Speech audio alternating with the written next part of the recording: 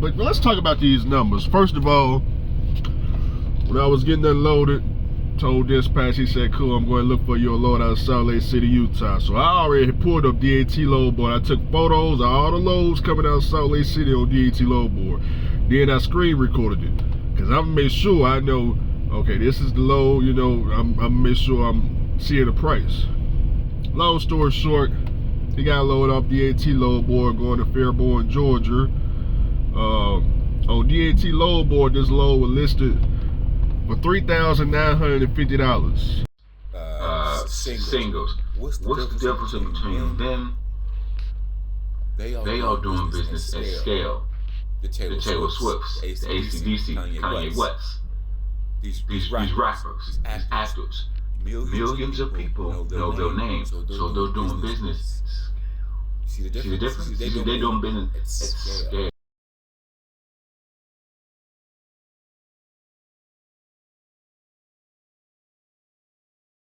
When I was at the Russians, understand they don't give Raycons. There's nothing wrong with them not giving Raycons. I ain't got no problem with it. How did I know if the Russians was ripping me off or not? They don't give me any Raycons. I just gotta take their word for it. How did I know if they was telling me the truth or not? Now, I had a way to know. A lot of people may not have a way to know. I particularly had a way to know. And I'm going to show you in this video.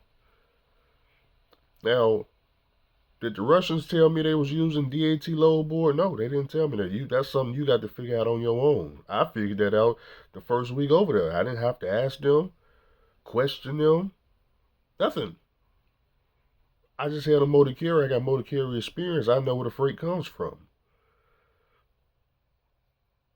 So as you're going to see in this video, I'm waiting for a load. Well, let me put it like this. First of all, my experience with the Russians is really good. I don't have a problem with the Russians. I told y'all the company I went to, the people was great, the company was great. The dispatchers just could use some training. That's all. They just could use some training. That's all. I don't know what the word Russian though. Okay, now let's get into it.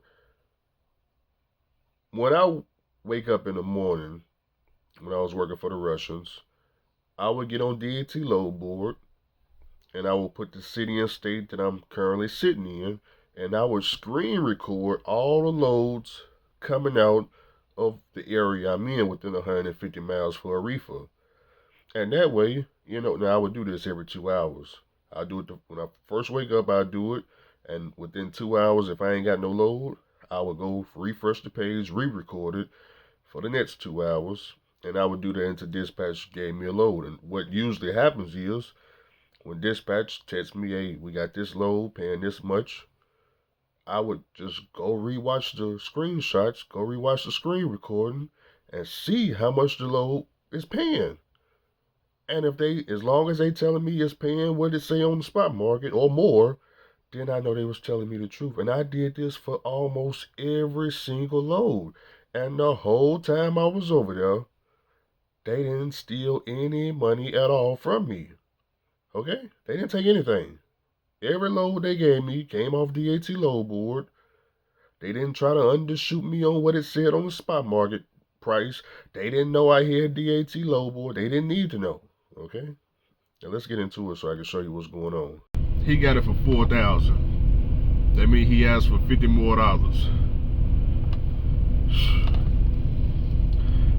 I saw the broker they went through, of course, because it's right there on DAT load board. I screenshotted it and all that good stuff. And on top of that, after he booked the load, the damn broker decided to just blow my damn phone up. I said, man, why they keep calling me?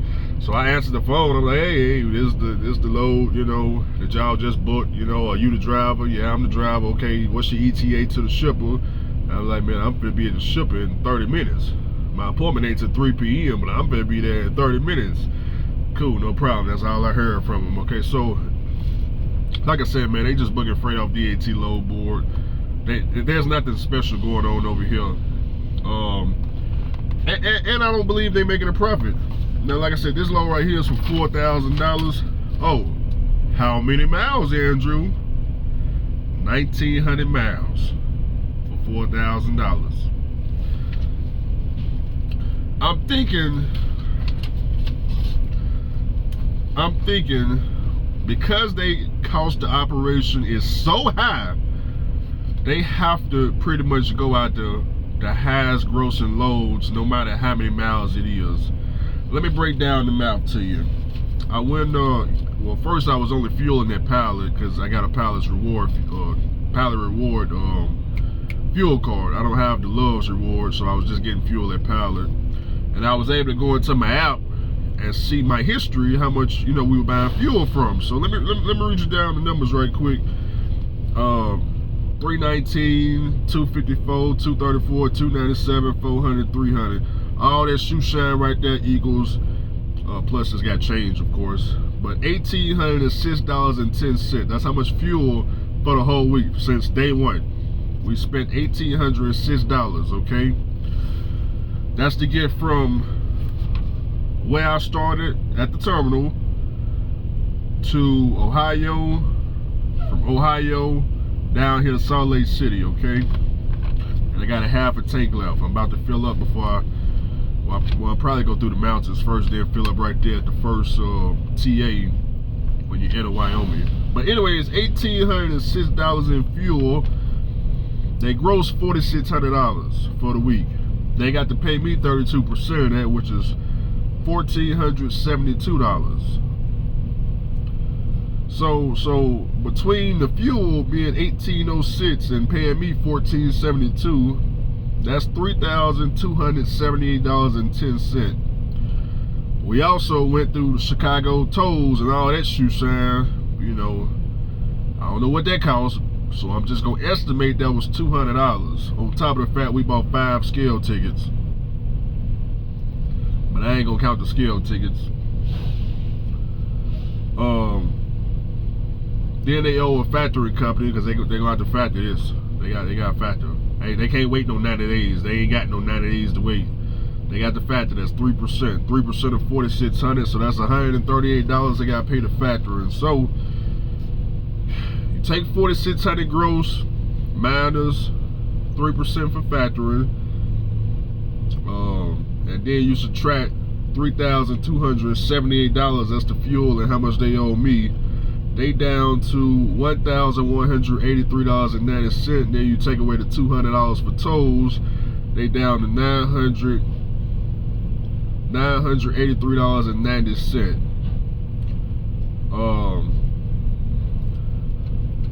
That's their profit. $983.90. They load me right now too. So Pimpski, if they paying Pimpski for this truck $900 something a week, they ain't no profit. That's just the truck. That ain't including the trailer. They ain't no profit. They didn't make a profit this week.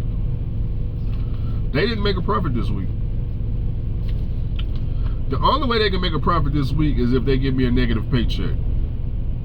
Andrew, how they gonna give you a negative paycheck? Real simple. They can just not count the load I just delivered. They can just put that onto the next week paycheck so they can pay their expenses.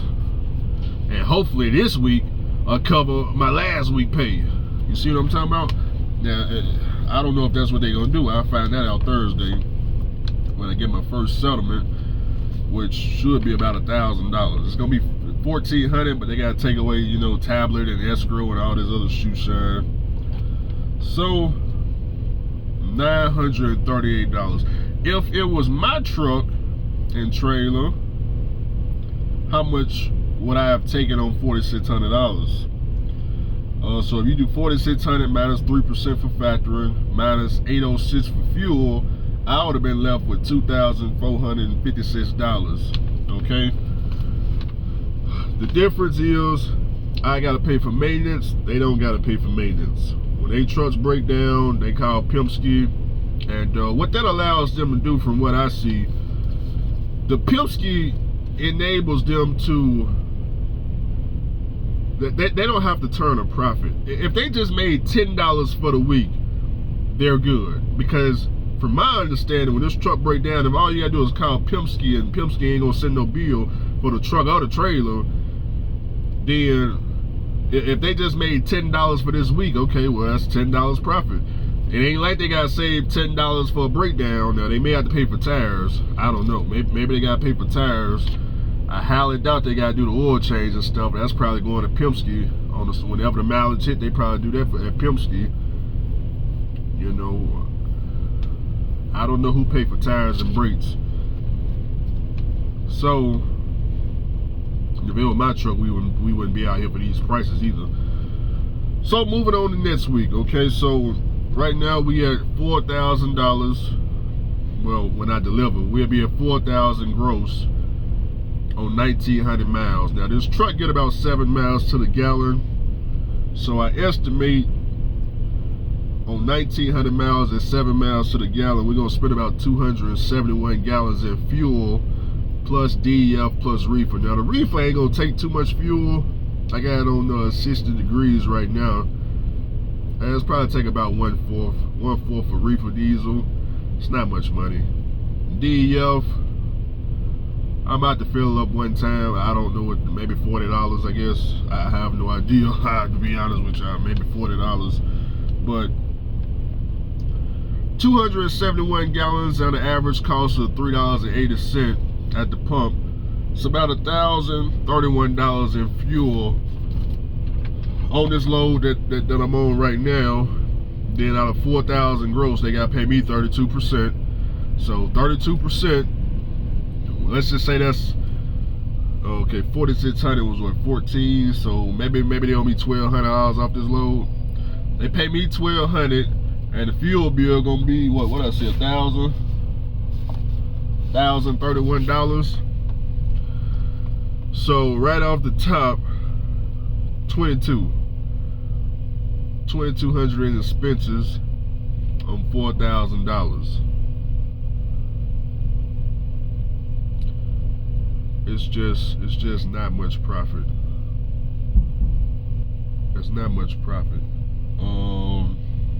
There won't be no tolls this week, not that I'm aware of, because I'm going from Salt Lake City. I believe I'm going through Wyoming, through Nebraska. From Nebraska, I'm cutting down to Tennessee.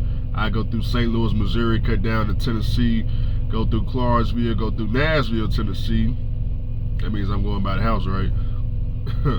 On down to pretty much Fairborn, Georgia, aka I guess that's Atlanta, Georgia. It's set to deliver Thursday.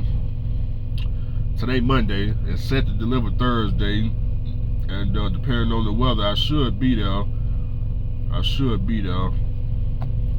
So I guess the game plan is the same game plan they had this week. Okay, now instead of Friday, Thursday we're gonna be at 4,000 gross, and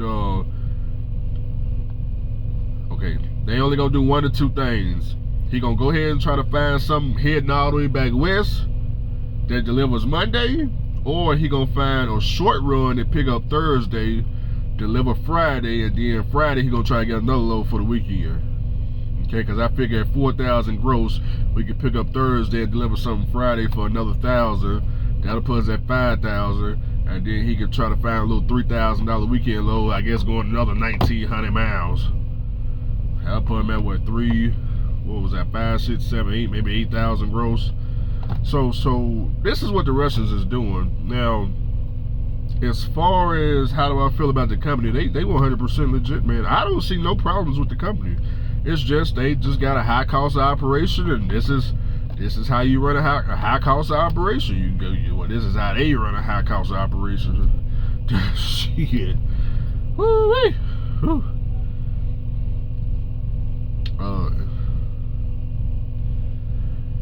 Put it like this. Let's go back to this week.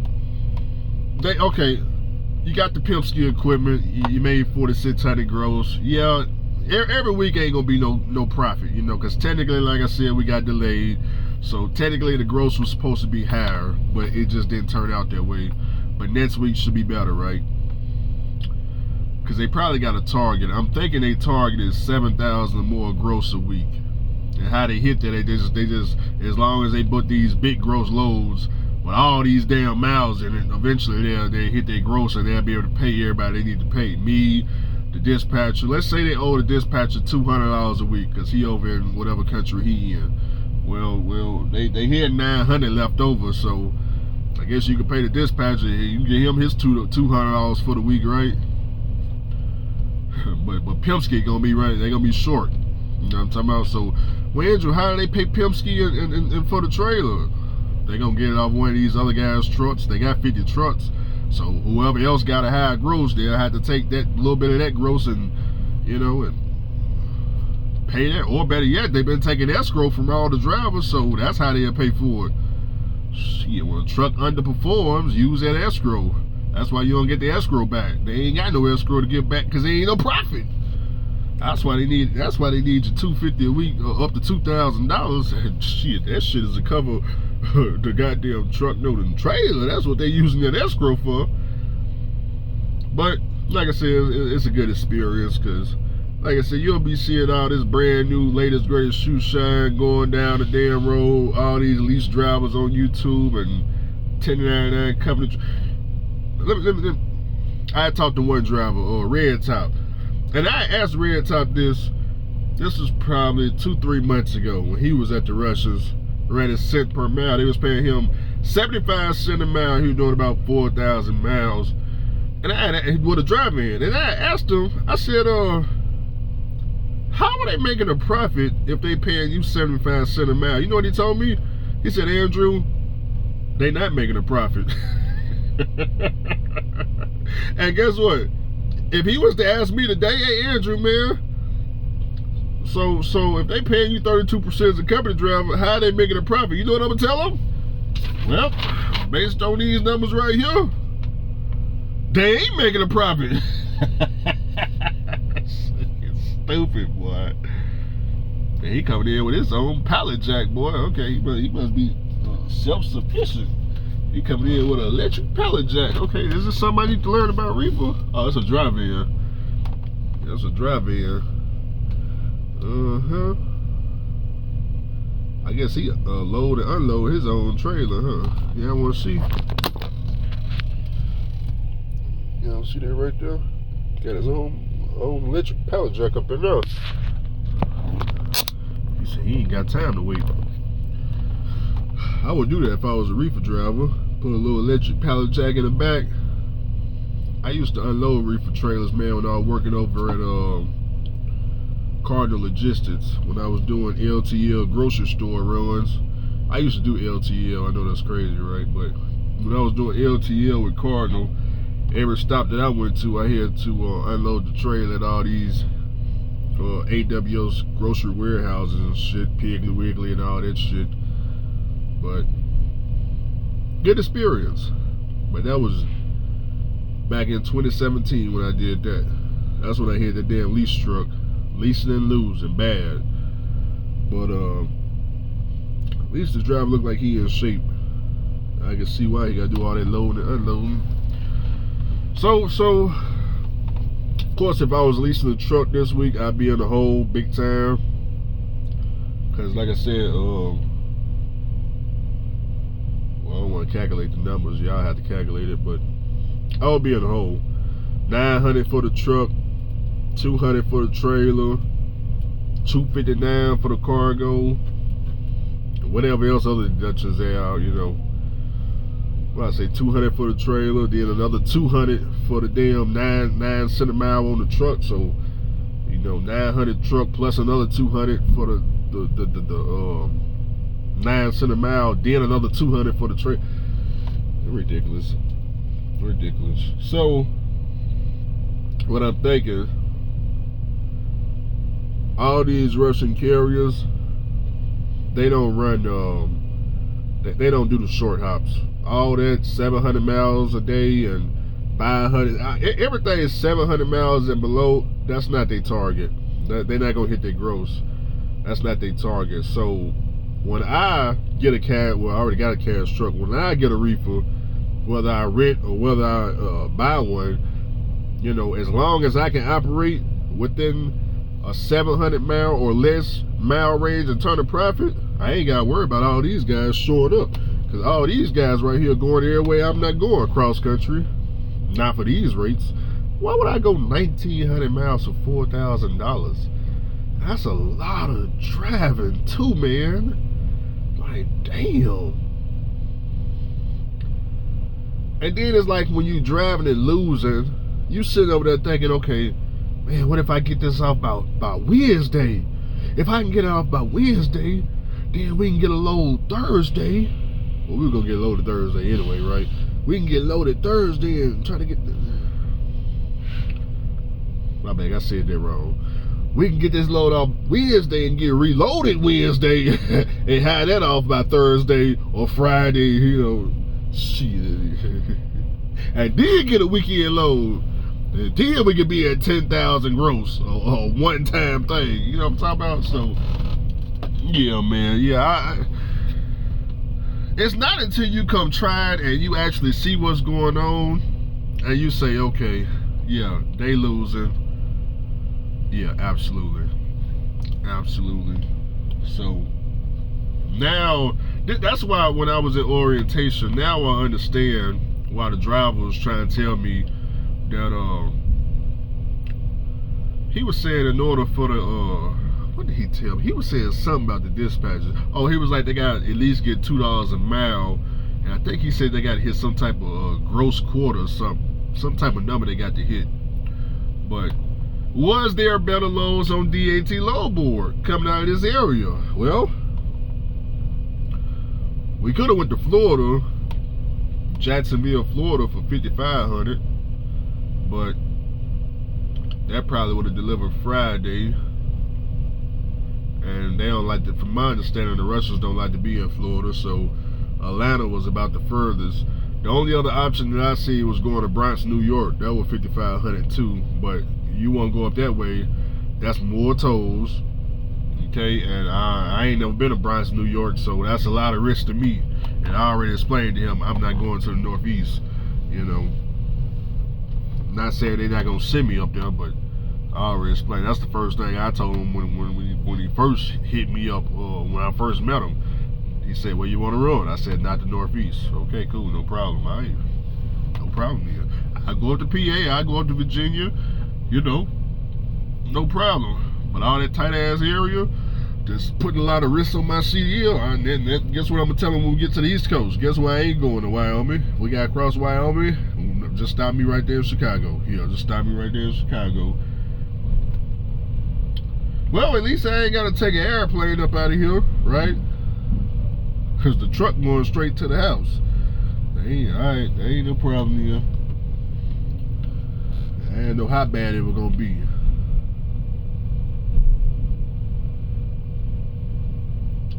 So anyways, man, I went over with y'all the Super Ego rental trailer numbers. Like I said, if I was to get a 2020 reefer, $1,650 a week plus $150 per month usage fee, plus $1,000 down, get your $1,000 back when you return the trailer.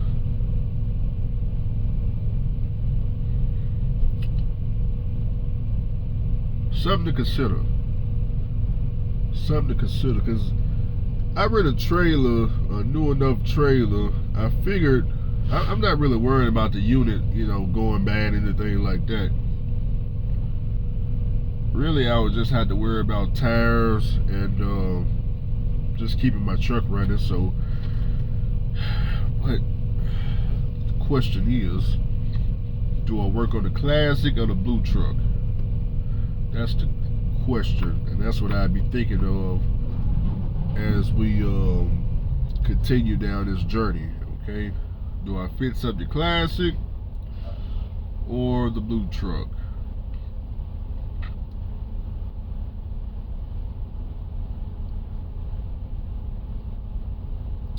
How much do I think we're gonna end the week with? Okay, we're gonna be at 4,000 by Thursday.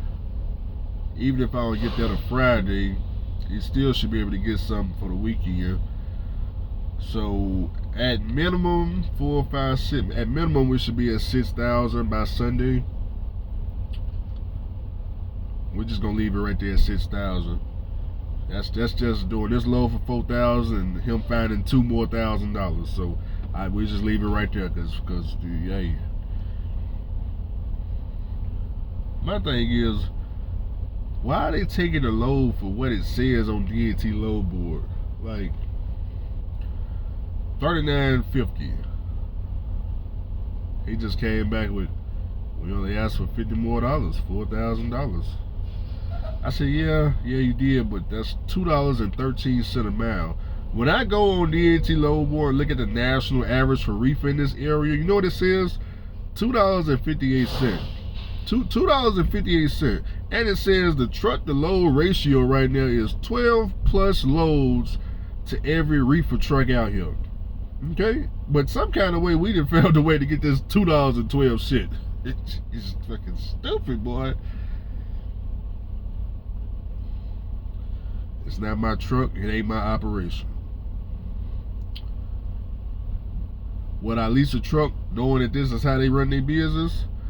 Hey man, I can't say that I wouldn't. I'm watching Party Hard. You know, I'm seeing what my check is, and I'm seeing, okay, well, is he making a little bit more on the leasing side? Because at the end of the day, we both of us is doing the same driving, same miles. They sent him to Colorado, they sent me to Utah.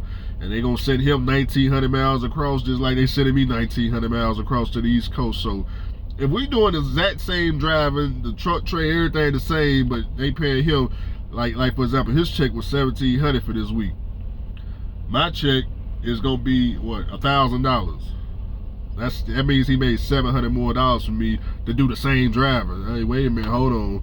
If that's the case, then go ahead and put me on the 88-12 split too. If I'm gonna get an extra $700 to do the same work, right? Might as well get all of it. Shit. I'm just saying. But we'll see. We'll see. I don't think they'll let me lease a truck though, for whatever reason. I have no idea why. I ain't got no idea why.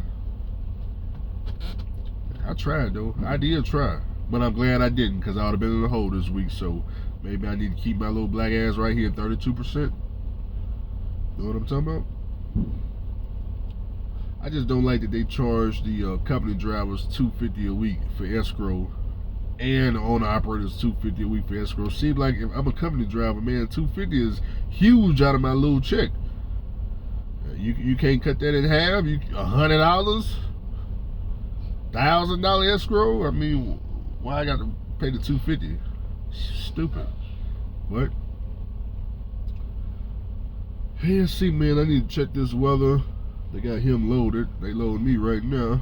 They gonna bring me the paperwork and I'm gone. I'll probably be loaded here in the next 20 minutes. So let me get my phone charged and get this weather going and see how far I can get, man. I got this tablet charger. It's at 94%.